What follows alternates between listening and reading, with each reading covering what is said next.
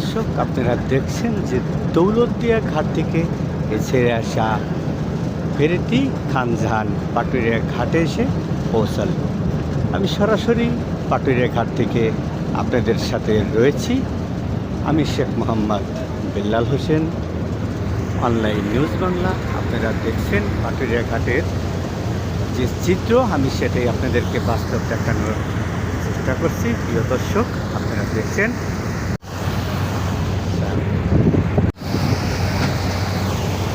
আপনারা দেখছেন পাটুরিয়া ঘাট, যে ফেরি চলাচল স্বাভাবিক রয়েছে এবং পদ্মা নদীর পানি ধীরে ধীরে বৃদ্ধি পাচ্ছে। আমি সে বিষয় নিয়ে সরাসরি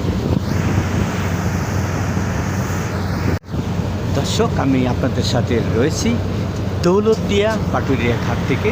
সরাসরি আপনাদেরকে দেখানোর চেষ্টা করছি যে পদ্মা নদীর পানি ধীরে ধীরে বৃদ্ধি পাচ্ছে।